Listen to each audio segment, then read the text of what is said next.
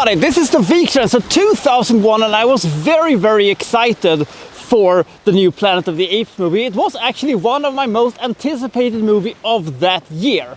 And there was a lot of things that was working for me when it came to this thing, because I love Tim Burton and I love the original Planet of the Apes movie. And I thought that with the help of Tim Burton and with, an updated story and an updated visual effects presentation, this could absolutely be fantastic. The movie came, I saw it, and I thought it was good. It was a bit underwhelming. It was not quite what I, had hoped for, but still, I thought the movie was good. So the years went on, and I discovered that my perception of this movie was not the things that people generally thought of this movie. They hated it. They absolutely 100% hated Planet of the Apes, thought it was stupid and thought that it was all sorts of bad. And I thought, was I wrong? So when I was going to review this movie, I thought to myself, I need to rewatch this thing. So I watched this. I haven't seen this movie for about 20 years. And the opinions I had back then are almost exactly the same thing as I have today. So the good things are good. The bad things are bad. And all the advantages this movie has are still valid. So I was right all along, I think. So let's find out why this movie is not necessarily something I do recommend, but it is much better than people's perception of it. So let's find out what happens in Tim Burton's Planet of the Apes.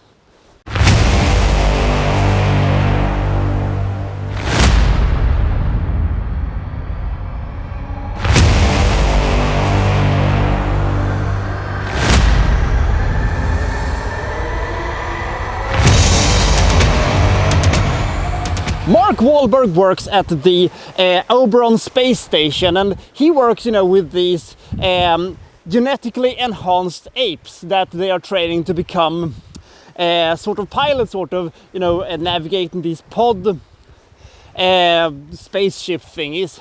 I'd never quite figured out what exactly they were doing up there on this space station, but nevertheless, we have to get Wahlberg out into outer space somehow, and this was, a pretty good way, and also it is important for the finale of this movie, but we'll get to that when we get to that. So they see this electromagnetic storm thingy, and they decide to investigate it. So they send, this ape out into, the thing, and it disappears. And Wahlberg doesn't want to lose his ape friend, so he puts himself into one of these pods, and he goes into the magnetic storm, but he gets sucked in and crash lands on a planet.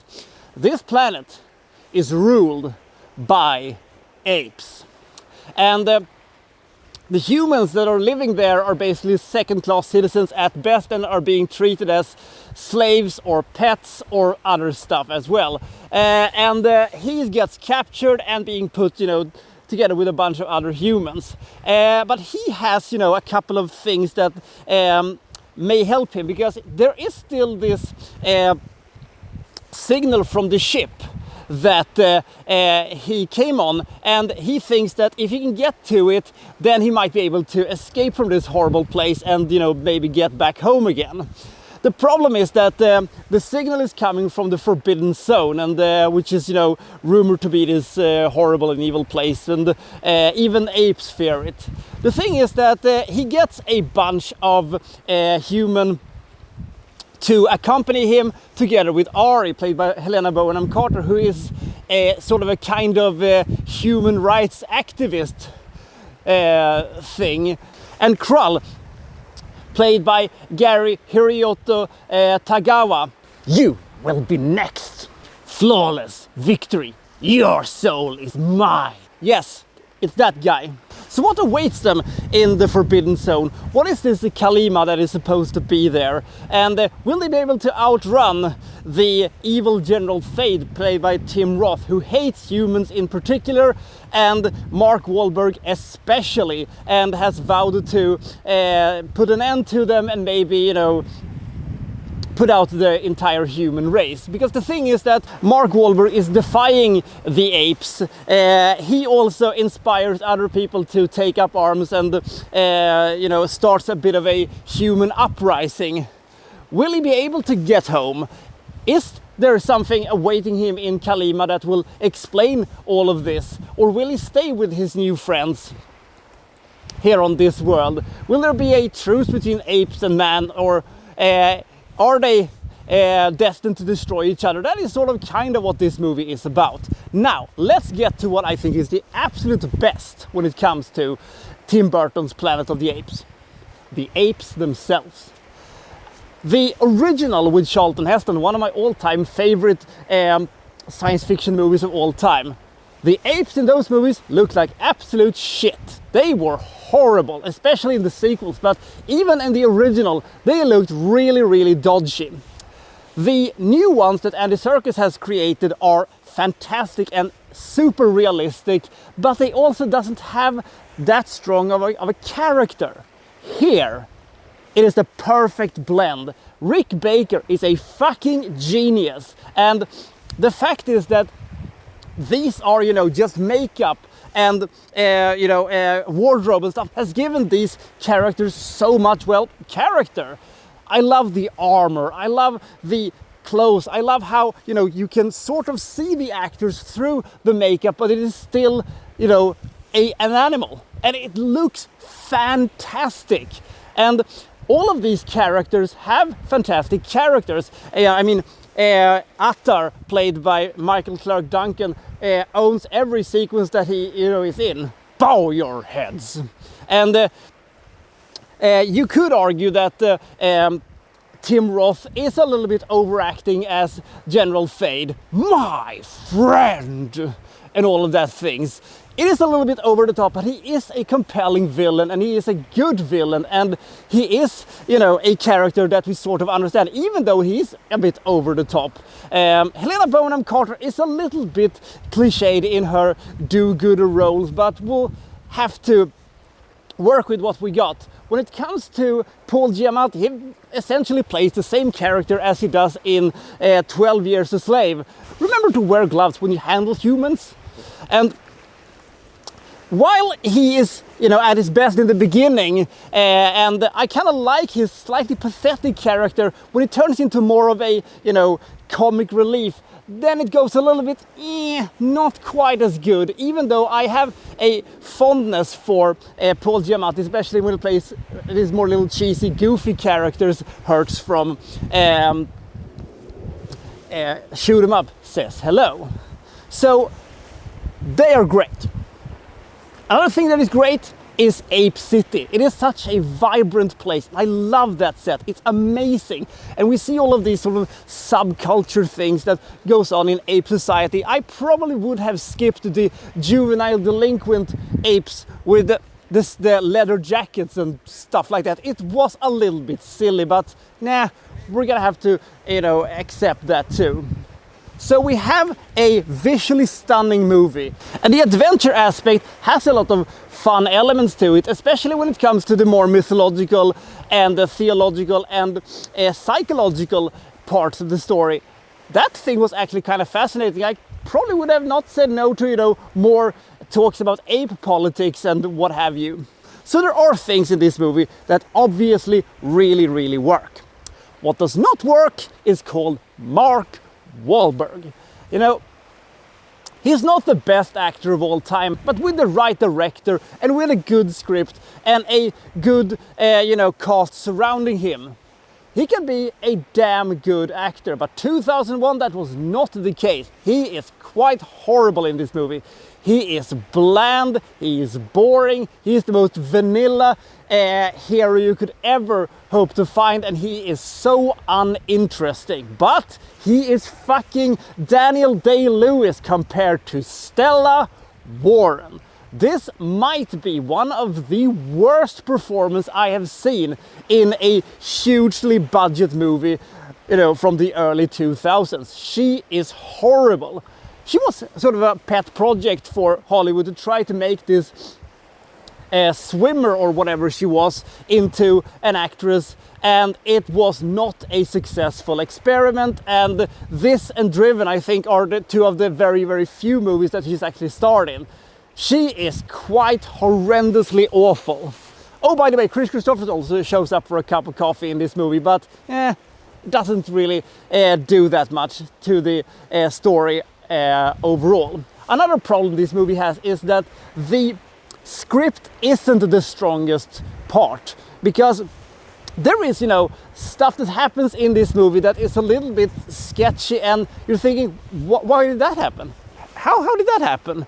There's also a bunch of weird character moments and a bunch of really stupid lines in this movie that also are these sort of -1 things that happens that brings the movie down just a little bit slightly. And after the half point of the movie, there is a lot of cliches in this movie. We're talking enormous amounts of cliches, so old and so used and abused that if you would write, all the bad cliches on every grain of sand in the Sahara Desert, I don't think it would be enough of cliches that they do in this movie. Jesus Christ. So that is something that I was not happy about. But on the other hand, I like the ending. Many people hated this ending. Hated it. And I understand why. I like this ending. Many people say that they don't understand it. What does this mean? How did that happen? How is that even remotely possible? I have stitched together something that at least resembles something that I can, work around and suspend a little bit of disbelief to be able to make it work.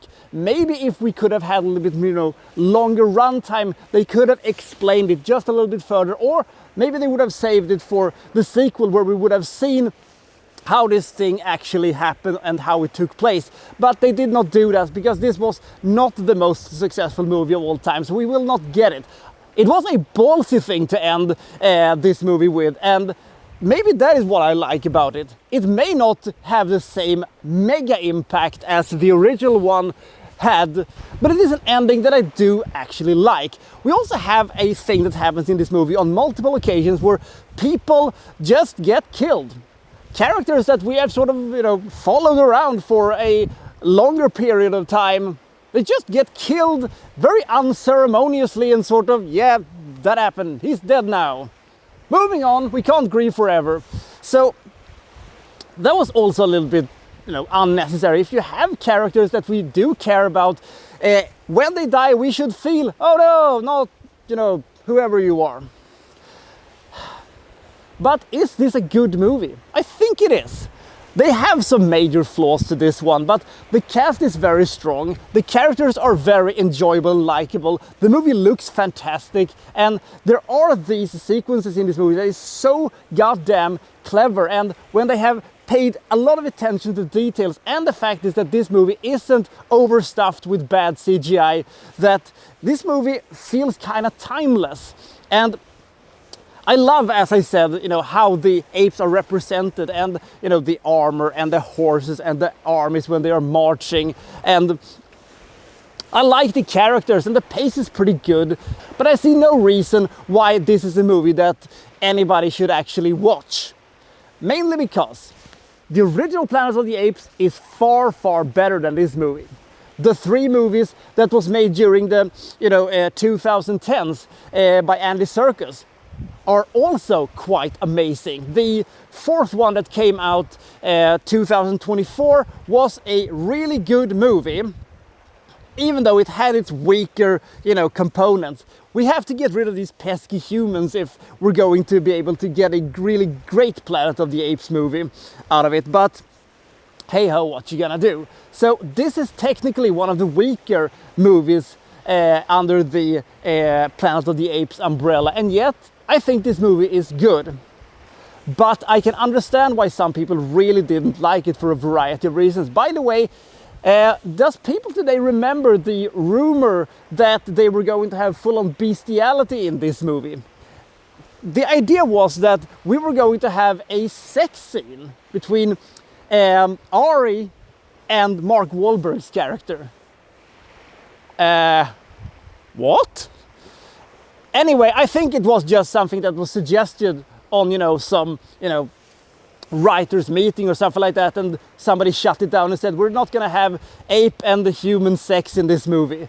My biggest question is, where would this have taken place? When in the movie would it have taken place? After, you know, the raid of the tents, you know, thing, where they, you know, burn some of the tents down, and that fantastic sequence when they ride through the, you know, guerrilla camp. Is that where we would have had it, you know, in the aftermath of that? Maybe. But as I said, why would they have it, and to what end? I don't know. Anyway, one thing I do like about this movie, which I would like to talk about now, is also the fact is that the variety of the apes in this movie. Because in the Charlton Heston one, the you know, gorillas, they were evil brutes, and the chimpanzees were, you know, the more philosophical, nicer, and smarter and slightly more intellectual apes. I love the fact that we have, you know, both more aggressive and more, you know, down-to-earth gorillas, and we have, you know, the nice chimpanzees and the not so nice chimpanzees. And as Tim Burton has discussed in the, you know, behind-the-scenes things for this movie, chimpanzees are psychopaths. They actually have behaviors that makes you realize that they have, you know, tendency of being almost serial killers. So that is a thing that I thought that they did in this movie that was very, very interesting. So the variety of the apes was something I really enjoyed. And as I said, some of the human characters are really, really boring. But the biggest problem I thought with the human characters was the fact that they could speak. The great thing about the original Planet of the Apes was the fact that Charlton Heston was the only human that could speak. That made him so much different, and, you know, made his defiance against the apes so much more powerful. Here, there isn't that much difference between Wahlberg and the rest of the human characters, because they can also speak. They just feels a little bit more meek and a little bit less, you know, confrontative towards the apes, and that's basically the only difference between them. I thought this movie could have worked a lot better if the humans were, you know, maybe forbidden to speak, or if they couldn't speak, or something like that, but the fact that the humans could speak, I thought, was an unnecessary hurdle that Tim Burton put in front of himself, that he had to jump over and over and over and over again in order to kind of make this movie kind of work. But the movie looks fantastic, and there are many, many sequences in this movie that works gangbusters, and there are action sequences here that is quite a lot of fun. And as I said, I really like the ending, even though I can understand why people hate it and why they thought that it didn't make any sense whatsoever. But to me, it kinda did. Planet of the Apes is a good movie. I give this movie 63 points. It has a lot of things that's working for it. The strong cast, the visual storytelling, Danny Elfman's great music, but it also has some dodgy writing and some questionable character motivational sequences that made me go, why did he do that? Why did that happen? Too many boring ass human characters and a lot of cliches, and there is a lot of sequences also that seems to not go really anywhere. And furthermore, there are a bunch of sequences in this movie that is funny, although I don't think it was supposed to be comedic from the start, but it kind of became so anyway. So it's a movie that has a lot of good things, but also a lot of bad things. But it is a movie I largely enjoyed despite its many flaws. It is also one of these movies that, because it doesn't have a sequel that can tie up a bunch of loose ends, it feels a little bit like, you know, the Warcraft movie, that the whole thing feels a bit like a gigantic loose end. So what do you think about the Planet of the Apes from 2001? Comment below, and I'll see you next time from, well, so and so reviewing, well, such and such. Thank you for watching. Thank you very much.